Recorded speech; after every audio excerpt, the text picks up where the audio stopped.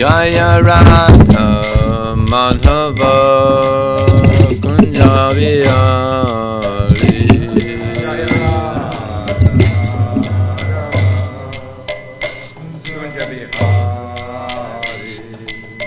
Gopijana Vallabha Girivanadari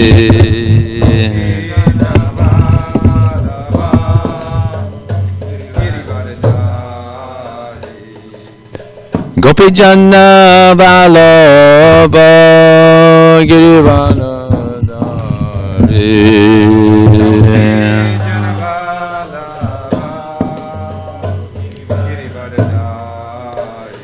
Sodanandana Brajana Ranjana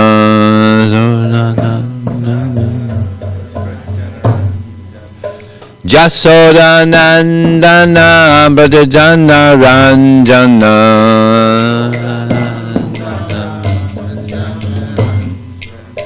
Jamuna Tira Vanachari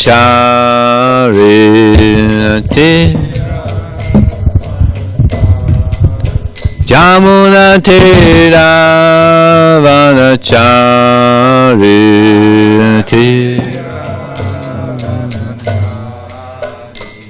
Jaya Radha Madhava Kunja Vihari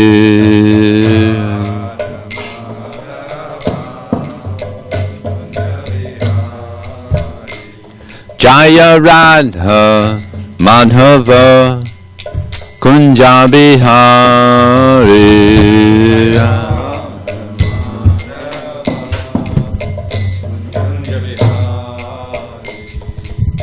Gopijana Vallabha Girivanadari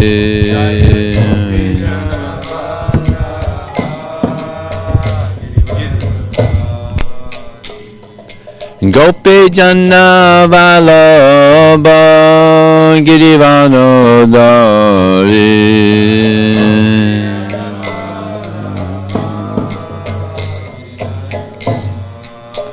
Sodanandana Pratijana Ranjana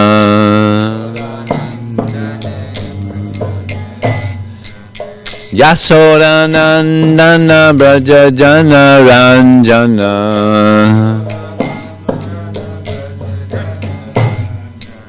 Jamuna Tira Vanachari Tira Jamuna Tira Vanachari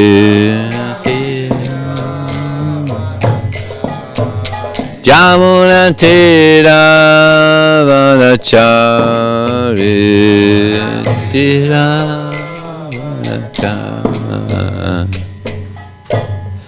Jayamastapad Purnamamsa Pravjakacharya Asita Shishimad His Divine Grace Srila A.C. Bhaktivinoda Swami Srila Prabhupada Ki Ananda Gauranga Suni Ki Jai Namacharya Srila Haridas Thakur Ki Jai ISKCON Founder Acharya Srila Prabhupada Ki Jai Prem Sika Host Sri Krishna Chaitanya Prabhu Nityananda Shri Advaita Gadadhar Shri Vasadi Gaur Bhaktivinoda Ki Jai Shri Radha Krishna Gopinath Samakun Radhakun Giri Govardhan Ki Jai Shri Vrindavan Ki Jai Shri Maya Purnavidam Ki Jai Ganga Maya Ki Jai Jamuna Maya Ki Jai Tulsi Devi Ki Jai Bhakti Devi Ki Jai Samaveda Bhaktivinoda Ki Jai Chansana Book Distribution Ki Jai Harinam Sankirtan Ki Jai Gaupamanandi. All glorious summer devotees, all glorious summer devotees, all glorious summer devotees, all glorious Shri Guru and Shri Gauranga.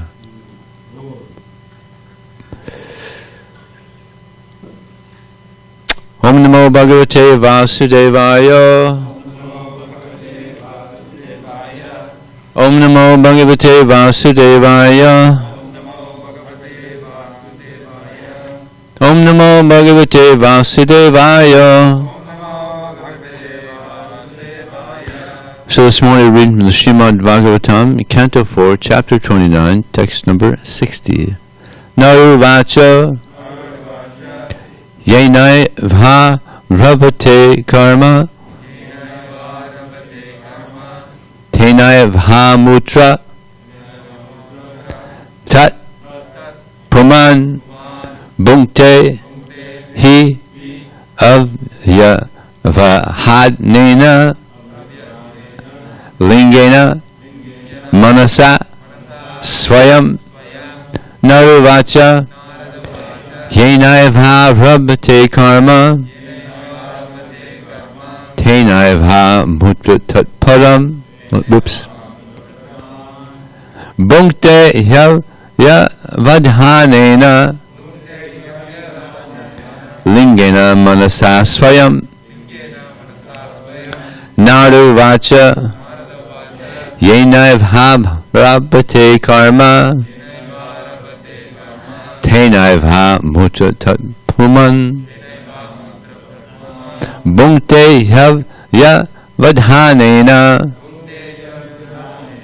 Lingena Manasa Swayam Naru Vacha Yenaiv Rabhate Karma Tenaiv Mutra Tat Puman Bhunkte Vadhanena Lingena Manasa Swayam Naru Vacha Yenaiv Karma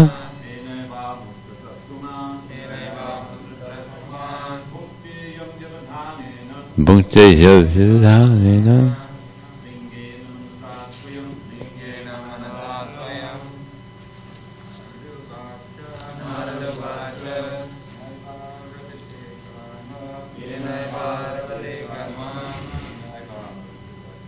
Tenaiv Tat Param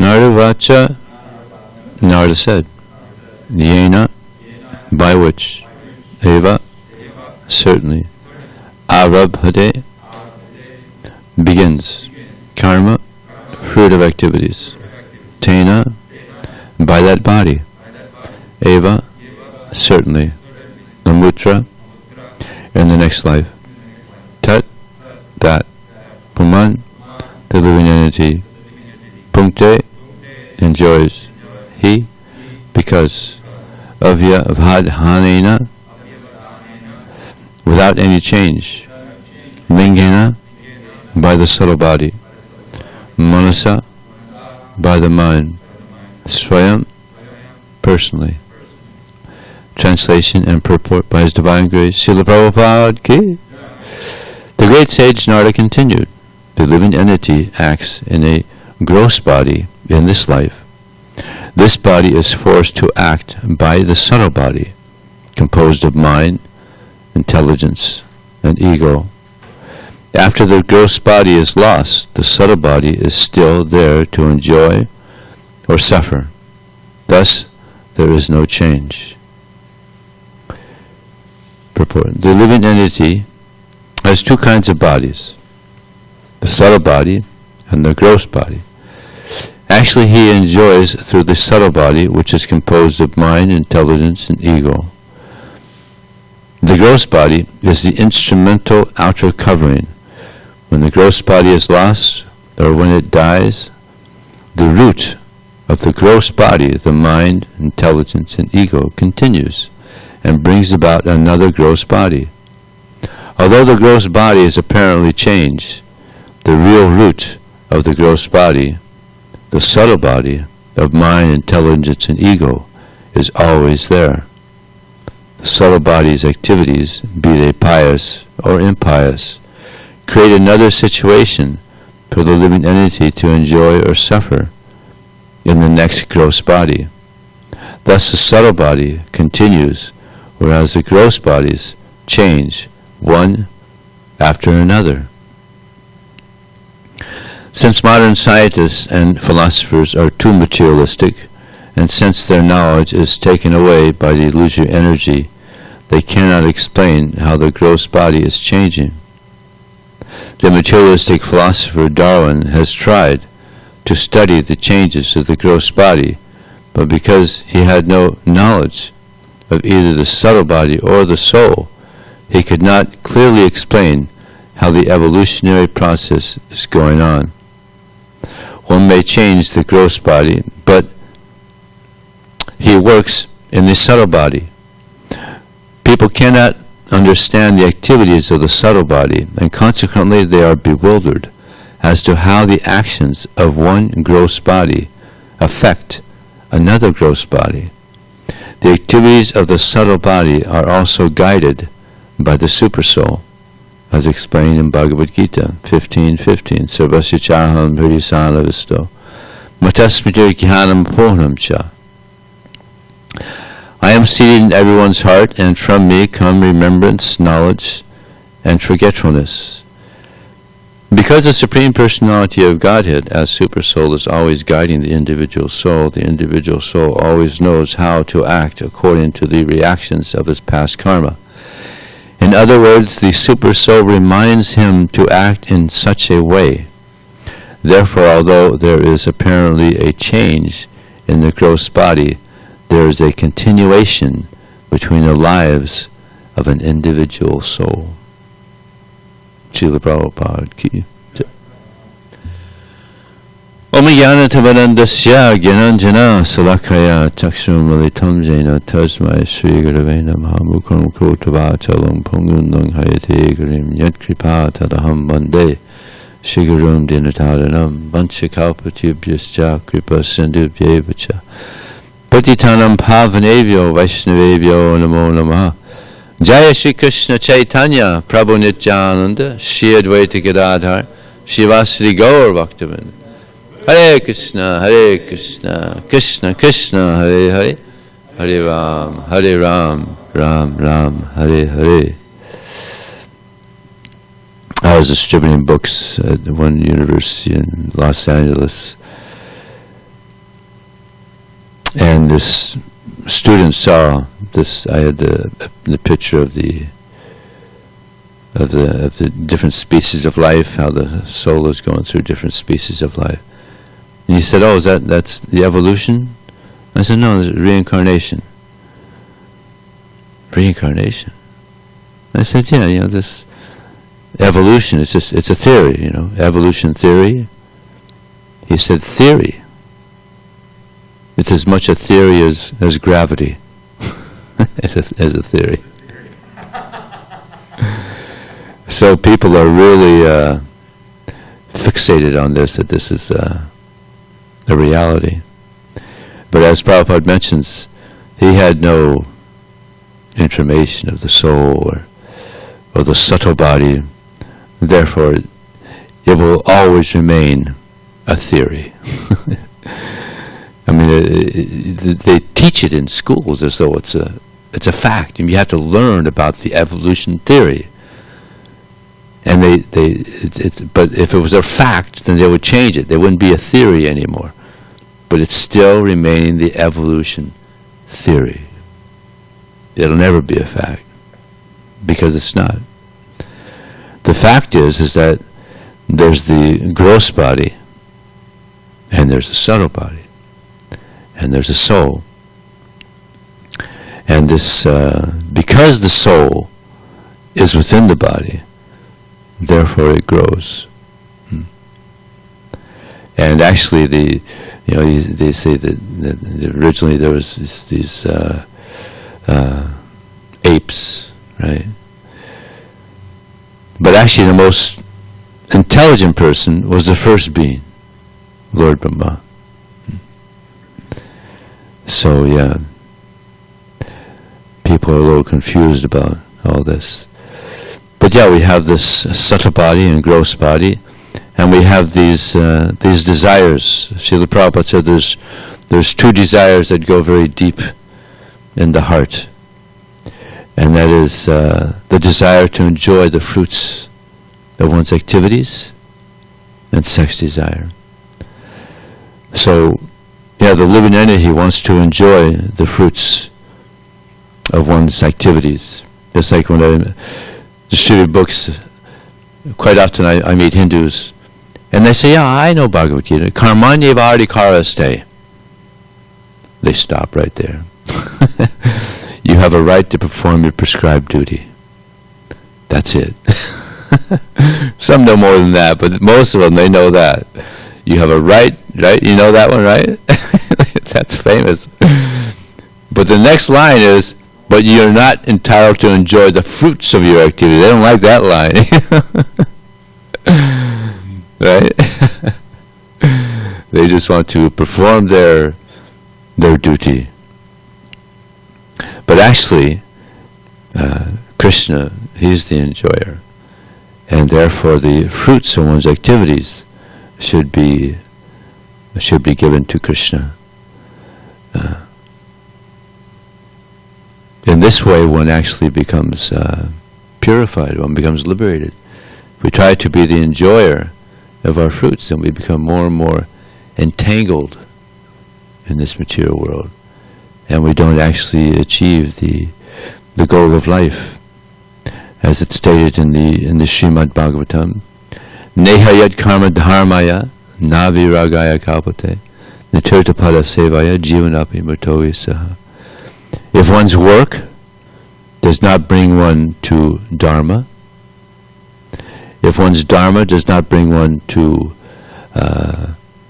renunciation, and if one's renunciation does not bring one to devotional service to Krishna, then one is considered to be dead, although breathing. So that means there's a lot of dead people walking around this planet.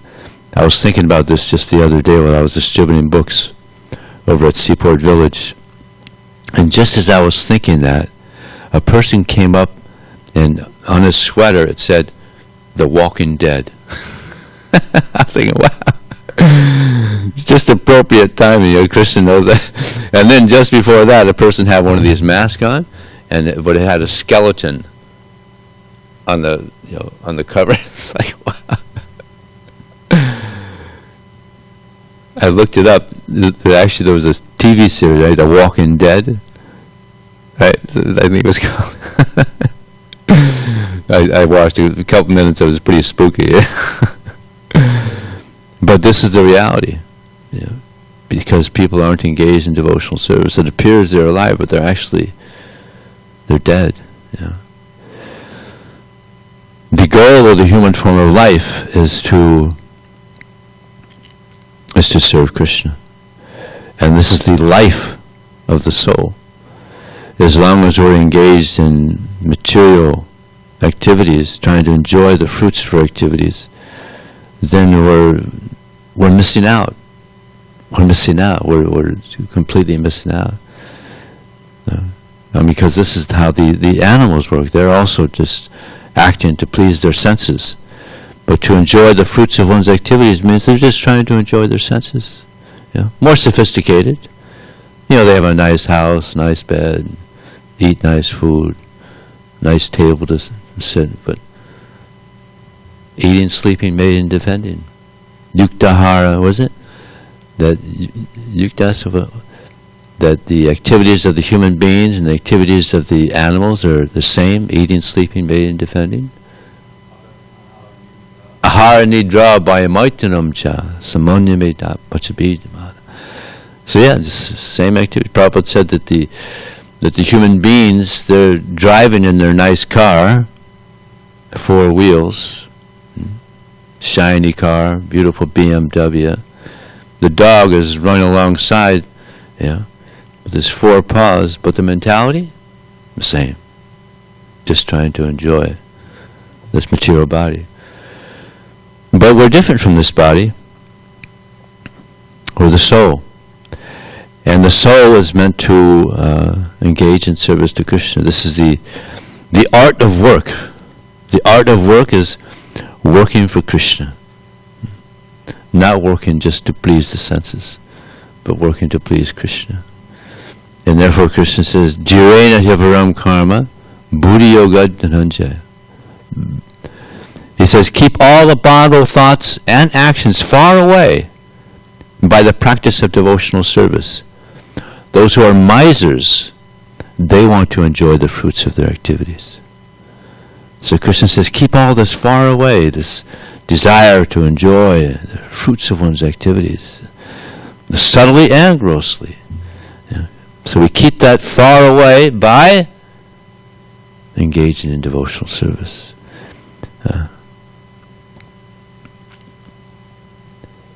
In the Bhagavad Gita, Krishna, he also says, Dhyayato visyam pumsa, sangaste supajaya, sangat sanjayate kama, kama krodho bhajayate. While contemplating objects, one develops attachment for them. From such attachment, lust develops. From lust, anger. From anger, delusion. From delusion, bewilderment of memory. When the memory is bewildered, the intelligence is lost, and one falls down again into the material pool. So, we have to nip it at the bud, as they say. These desires will come, but as soon as these desires come, what do? Hare Krishna, Krishna Krishna, Hare Hare, Hare Ram, Ram Ram, Hare Hare. In this way you nip it at the bud. If we don't, then it just continues and continues and continues, and eventually, as we've seen, so many people, they come and they go. Because they're contemplating on the senses, trying to satisfy the senses.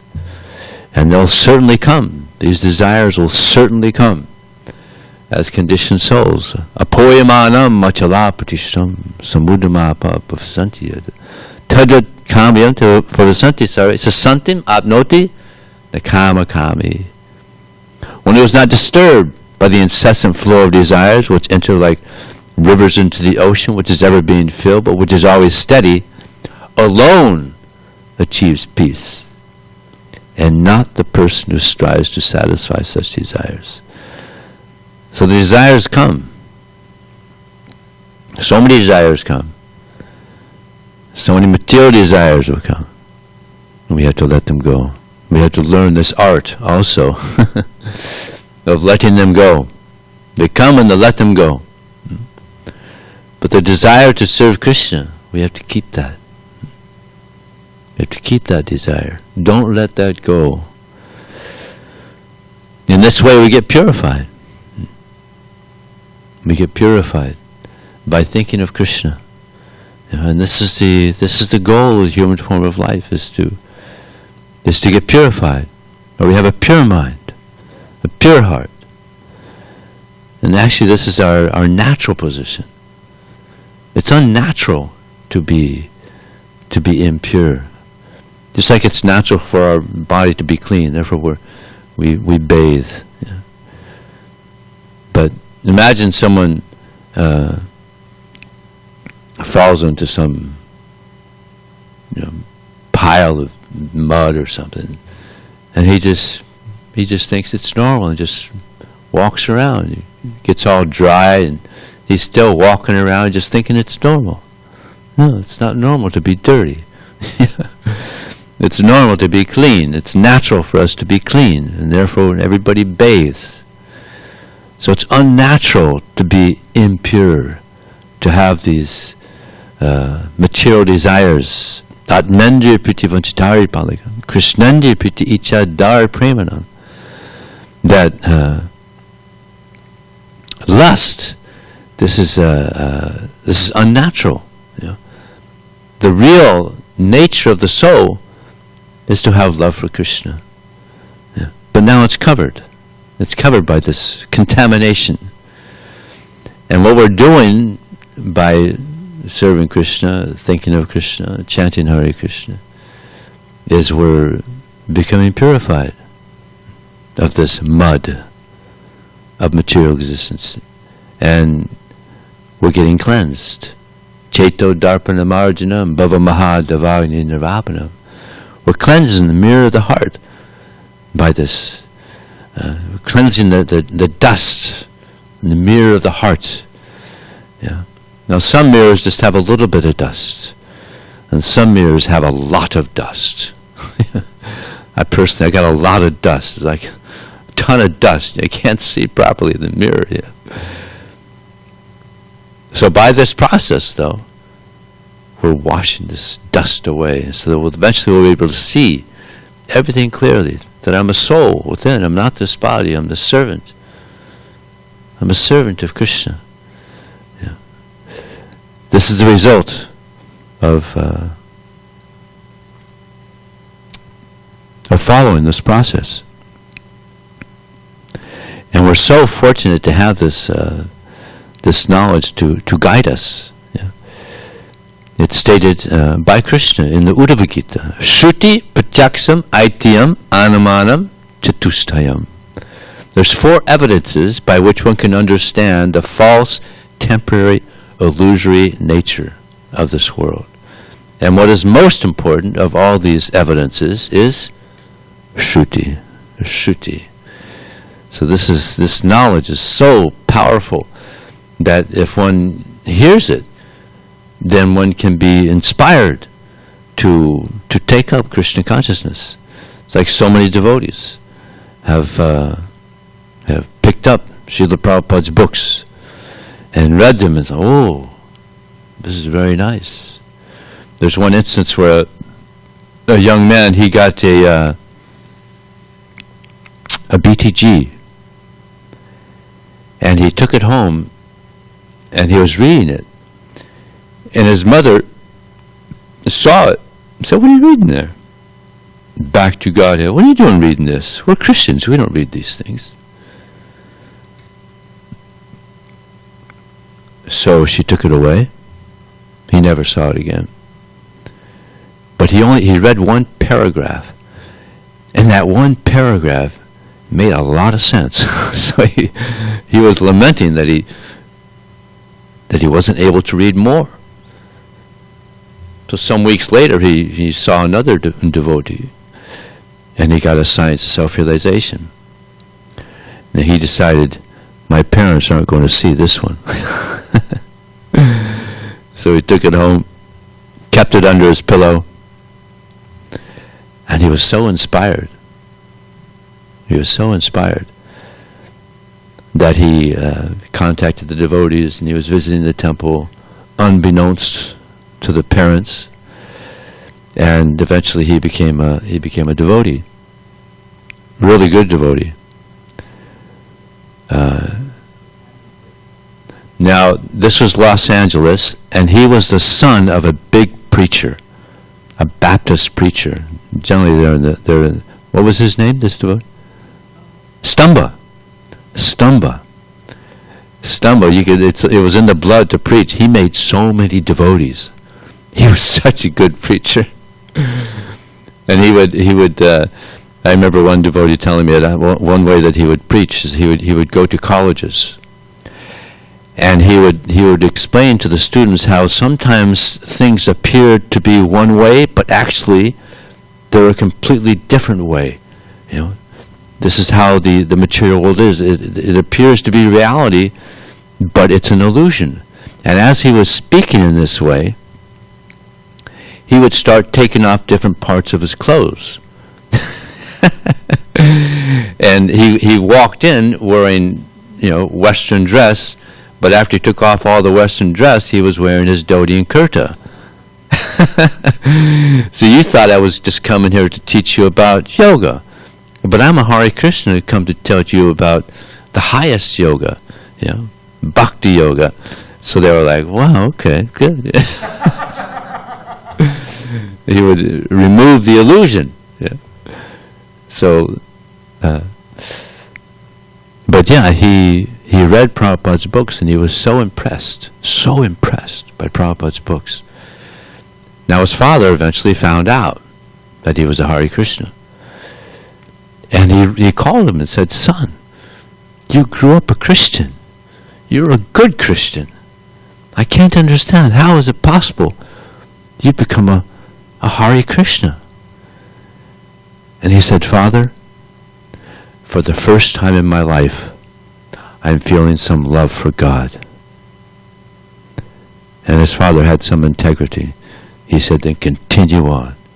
And I hope you have all success. Yeah. It's good, huh? So this is the power of Srila Prabhupada's books. He read one paragraph, and he was so impressed. He wanted more. Yeah? He wanted more. So therefore, you have to get these books out. You have to get this knowledge out to the people. Some people are hankering, just like it's said here in this purport, that when the body dies, the soul continues, and the desires continue. Just like here in SanDiego, there's approximately 3 million people in the greater metropolitan area. How many SanDiego people have become devotees? Not many. Not very many, unfortunately. But why? Why does that handful of people come and take to Krishna consciousness? Past life. Got 3 million people here, just a handful, here, and this is good. Even in Los Angeles, like 18 or 20 million people. How many people? Very few. Actually, very few LA people become devotees. Most of them are from other cities, some other places. So the reason some people pick it up, some don't, picking it up from a past life. Yeah. But they're out there. They have to be reminded. Just like when I was growing up, I was into this show. Some of the old timers might remember Kung Fu. Nope, you had already joined, so that was before, right after you had joined. But it was so nice, and I was so attracted to the meditation. He was powerful. He was very powerful, and he was calm, and he would meditate. I was like, wow, this person is cool. Yeah. So I kind of took up his practices. I would travel with my knapsack, and I would try to meditate. I didn't know what I was doing, but somehow it picked up from a past life. And then when I got the Bhagavad Gita, that was it. This is it. But so many people, they get the Bhagavad Gita and couldn't make heads or tails out of it. Like, they didn't have that Sukriti from the past life. But they're out there. They're out there. Some people will pick it up. And Prabhupada gives the example, just like if you have dry grass, and you put a match in that dry grass, the flame comes up. You put the match on the bare ground, gradually it goes out. You put it on water, finished. So unfortunately, most people are like water, just not interested. Kali Yuga, but there's people out there. I remember I was distributing books once in a university in LA, and the student came up and he was like, he saw the pictures of the yoga and meditation. I was explaining the Bhagavad Gita. He says, this is amazing. This is what I'm completely into. So I was like, oh, I got excited. He was so excited. I got excited. Well, hey, we got a temple just an hour from here. He said, really? No, you're not serious. Yeah, I'm serious. So he came to the temple, joined the temple, had nice experience. Unfortunately, he didn't have so much Sukriti to stick to it. You got to have a really good Sukriti to stick to it. Because so many people, as I said, they come and go. So, actually, Srila Prabhupada said that we should have a great fear of giving up Krishna consciousness. And this should be a principle. This should be a principle. This is like the 5th regular principle. Well, he didn't say regular, but this is a principle. We should have a great fear of Maya, because Maya is so powerful. So powerful. This divine energy of mind, consisting of the 3 modes of material, is very difficult to overcome. But one who surrenders unto me can very easily cross beyond it. So we should have a great fear of Maya. And that means being very strict in our Krishna consciousness. Don't play with Maya. I know this might be a little controversial, but better just stay away from Facebook. It's just too much. Too much Maya there, isn't it? I mean, there's nice things there, Krishna conscious things. Huh? What's Facebook? Very good. I like that. Javita says, what's Facebook? But people become bewildered. I don't know if I mentioned this here before, but there was I was speaking to some devotees in Russia, and I was speaking about things that are distractions to our Krishna consciousness. And I asked the audience, so what do you think is the biggest distraction? And they said Facebook. And one lady said, yeah, it's such a distraction. I spend sometimes 8 hours in a day on Facebook. And I was shocked. 8 hours. And everybody was shocked. I mean, everybody was spending some time, But 8 hours. So I was at another place in Europe. I mentioned this again. And they mentioned how there was one lady in Russia, 8 hours. And one lady said, only 8 hours? It's a distraction. Better read Prabhupada's books. Chant Hare Krishna. Prabhupada said, you have extra time? Read Prabhupada's books. Of course, I mean, there's nice Krishna conscious things there, but there's so much distraction there also. Not good for this age of Kali is the age of distraction. We've been bombarded by the weapon of distraction. So better if we have some time. Read Prabhupada's books. And if we hear nicely, then Krishna will reveal himself. That's what we want. We want to become connected to Krishna. He'll reveal himself if we're sincere. I remember reading this verse, Naham Prakasha Sarvasya Yoga Maya Samavrata. I am never manifest to those who are foolish and unintelligent. For them I am covered by my eternal creative potency, Yoga Maya. So when I read that, I was thinking, yeah, those fools out there. Krishna's never going to reveal himself to those fools out there. But then after practicing Krishna consciousness for some years, I realized, I'm the fool. I'm the fool. And if we don't surrender to Krishna, he's not going to reveal himself. But the more we practice, the more we sincerely hear and chant, the more Krishna's going to reveal himself. Yeah.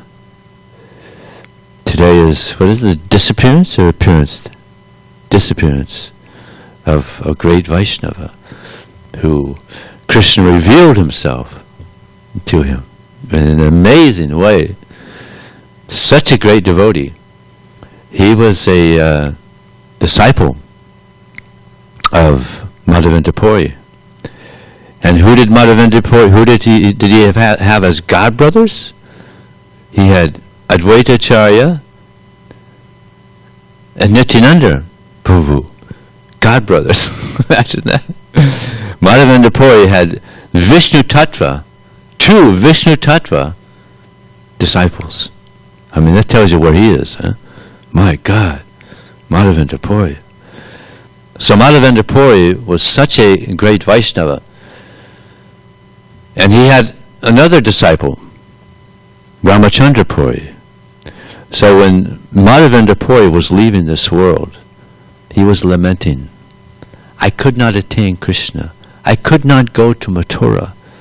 He was lamenting. And Ramachandra Puri shows up. He says, why are you lamenting? Meditate on Brahman. And when he said that, Madhavendra Puri just said, get out of my face. Get away from me. If I see your face when I'm leaving this world, I don't know what my destiny will be. Leave. Get away from me. Imagine a disciple saying like that. Meditate on Brahman. You fool. Get away from me. On the other hand, Ishvara Puri, he was chanting the names of Krishna and the pastimes of Krishna, and he was cleaning up the feces and the urine of Madhavendra Puri. So humble, so Krishna conscious. That Madhavendra Puri said, what can I do but pray to Krishna that you attain pure love for Krishna? Yeah. Look at the differences. Look at the differences. He said, I pray that you become a great devotee, a lover of Krishna. Imagine that. Madhavendra Puri praying to Krishna in that way to Ishvara Puri. And he was such a great devotee that when Lord Chaitanya Mahaprabhu saw him, he was amazed. This is a great devotee. This is a pure devotee. So when he went to Gaya, Lord Chaitanya, he went to Gaya, and he saw Ishvara Puri there. And he was so happy to see him, and they had discussion about Krishna. And Lord Chaitanya, he had a place there in Gaya, and it's described that he was cooking for himself. Lord Chaitanya cooked for himself. So he was cooking, and he had just finished cooking, and unexpectedly, Ishvara Puri showed up. And he said, oh, I'm so fortunate. Such a great devotee has come. Please come. Let me feed you. And Ishvara Puri said, but you cooked for yourself. But what will you eat? No, I'll cook again. And Ishvara Puri says, no. Half. You eat half, I eat half. and Lord Chaitanya said, no. You eat. Please. I'll serve you. You eat. I'll cook again. It's okay. So while he's serving out prasad to Ishvara Puri, he's honoring the prasadam so nicely, and Lord Chaitanya, he's such a great host. He nicely serving him till he's finished. And then he goes into the kitchen, and Lakshmi Devi had cooked for Lord Chaitanya, unbeknownst to him. So he was able to honor prasadam, and he didn't have to cook again. So unfortunately, there's not much information about Ishvara Puri, although he's such an incredible, such a famous Vaishnava, spiritual master of God, disciple of Madhavendra Puri. Does anybody else have anything? They could say, yes, Dravida Prabhu, microphone. You got it right there? Okay. Hare Krishna.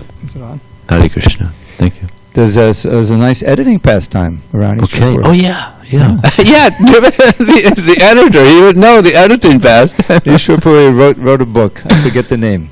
I can't remember it either. You remember, Raj? Krishna Lilamrita, something like that. Krishna Lilamrita. Yeah. And of course, Nimai was Nimai Pandit. You know, he was renowned as a great scholar. So he asked him to. By that time, I think he'd taken initiation. I'm not sure of that. Not yet. Okay. And so he asked him to edit the book. And Lord Chaitanya said, no, I can't edit this book. You know, you're my... He was known as a great scholar already, yeah. Yeah, and he said, no, I can't, you know, there would be an offense, great offense. And he insisted, no, you should edit it, you know. Now, Raj, maybe you know more details. Did Lord Chaitanya finally edit that book? He would come to Gopinath Acharya's house where Ishvara Puri was staying. He stayed 2 or 3 months in Navadvip, and they would discuss this Krishna Lilamrita for an hour or two every evening. And he came to one Lord point, Chaitanya and Ishvara Puri? Yeah. Okay. And I don't remember the Sanskrit. It's like on these roots of the verbs, there's like 90 different kinds of one tense, and then 90 kind of another tense, and 90 time. And so he said, actually, you've chosen the wrong tense of the root in this verse. Atma, do you remember? pada, something along those lines. It's not the proper use. You should have used the second one. And Ishvara Puri said, "Thank you. Let me consider this." So Nityananda Chaitanya went home, and then the next day when he came back, he said, "Actually, I've considered it, and what I've written is correct." And he said, "Because you are saying that the second one should have been used, but in the strictest sense, the third tense should have been used, but because the first and the third are synonymous and can be interchanged, the first one that I used is proper." And Lord Chaitanya was so pleased to be defeated by Ishvara Puri. Whoa.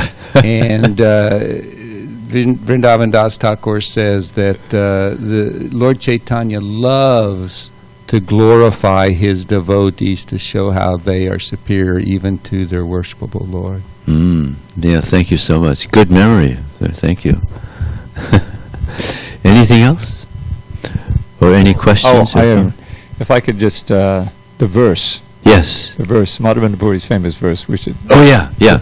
Very Lord Chaitanya would chant this verse in ecstasy. Yeah, and it said this is the greatest verse. This is, I mean, when Krishna Tavaraj in chapter 6, I believe it is. Yes. Of Bhaja Lila, he described this is the greatest verse describing rasa and everything. There's this whole workup to the verse, and then he gives the verse. Ai dina dayadra nata he matada nata kadava loka say vidayam twadaloka katadam dhayata brahmati kinkaromi ham. It's actually a verse that was spoken by Radharani. Only 3 people could understand this verse, yes. Right? Lord Chaitanya and Radharani and Krishna's Kaviraj. I think it was Swarup Madhavendra Puri, of course. Madhavendra Puri, yes, of course. So she's just crying out in separation. You know, Aidina Dayada. Oh, you whose heart is melting with compassion for those who are most wretched, namely ourselves.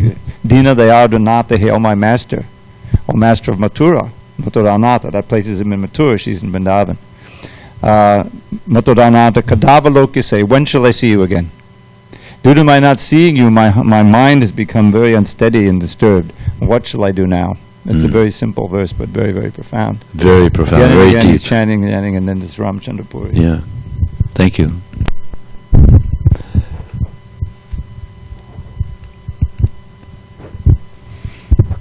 You're describing the 4 process of knowledge, but I thought there's 3. Oh yeah, I said I mentioned one, Shruti. Yeah. That's the most. Shruti Pratyaksam means direct experience.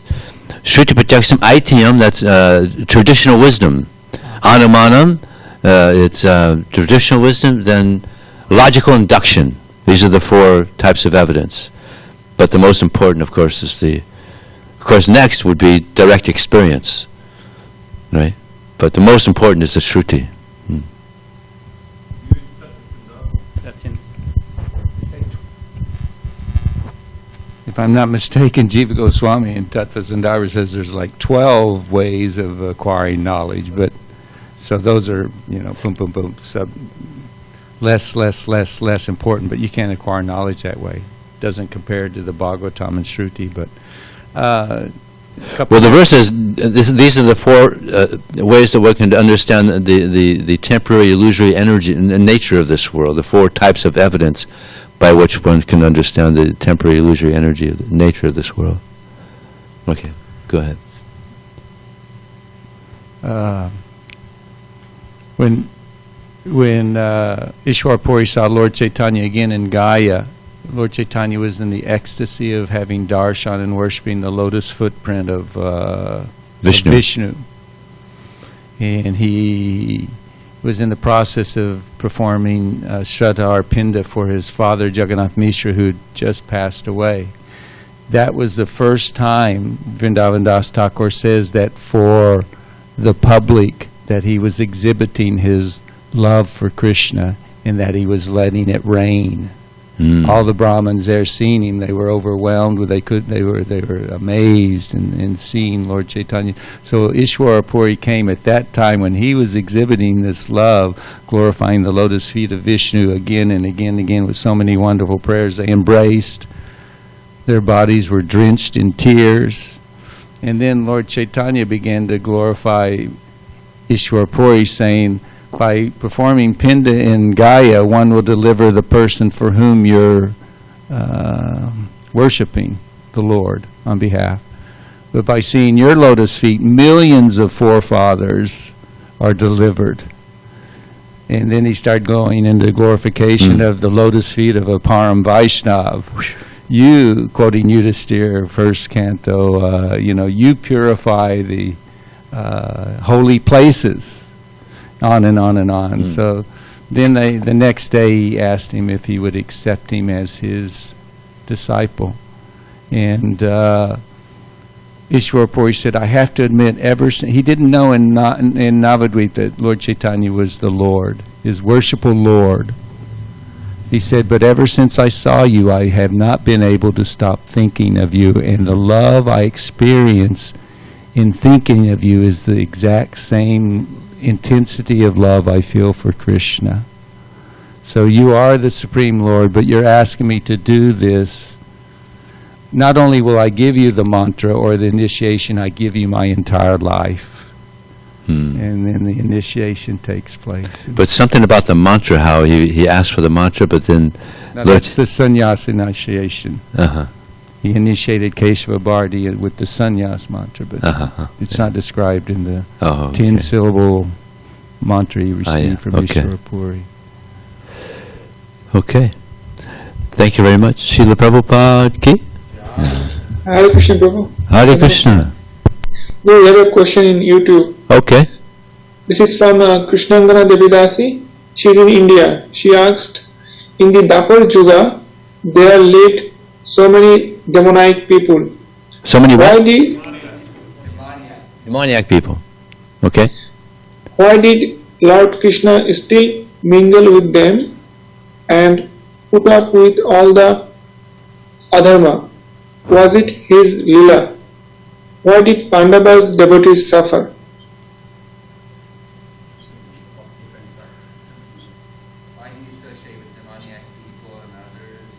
Why did Krishna associate with demoniac people? Mingle with demoniac people. Well, Krishna mingle with demoniac people? He says, why did Lord Krishna still mingle with them and put up with all the adharma? Was it his lila? Krishna killed a lot of demons, but I don't know if he mingled with many demoniac people. She asked, why did Pandava's devotees suffer? Okay, now that's understandable. The Pandavas, they suffered, went through so much suffering. Actually, they were always Krishna conscious, so they didn't really suffer. Externally appeared like they were suffering. But even Queen Kuti, she said, Vipada santutasa sva tatra jagatyu bhavato darsanyam sat apuna bhavadarsanam. She says, may these calamities come again and again. Let them come, because when they come, I remember you. And by remembering you, then they overcome the repetition of birth and death. So difficulties for pure devotees are welcomed. No problem, because that helps them think of Krishna. And you see, the Pandavas, they were such great devotees. Although they went through so much difficulty, they were so pure. They were so pure and so innocent. You know, this is an interesting quality of the Pandavas. They were so innocent, so pure, because they completely surrendered to Krishna. Now, they were so pure that whatever Krishna made, it's okay. It's good. Labante, there's a nice verse, one of my favorite verses in the Bhagavad Gita. Labante Brahma Nirvanam, Rusyak Samakamasa, China Dvaita Yatavana, Sarvabhuta Hitevata. That one is free of the dualities that arise from doubt. That first statement there is powerful. One who is free of the dualities that arise from doubt. If we're faithless, then if there's some duality, then well, why is Krishna doing that? But if one has complete faith, if there's some duality, it's Krishna's arrangement, it's good. Whatever happens, it's good. There's no duality. Whatever Krishna arranges is good. So this is the level of the Pandavas. Whatever arranged, it's good. It's Krishna's arrangement. So they accept it like that. It's a nice meditation on book distribution. So then it goes. This verse goes on to say that who is always engaged within, whose mind is always engaged within, who is always busy acting for the welfare of others, and who is free of sin, such a person is understood to be already liberated. So this is the Pandavas.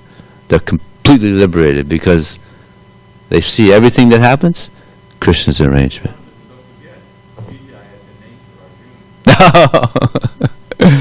Is that okay? Okay. Thank you very much. Srila Prabhupada ki.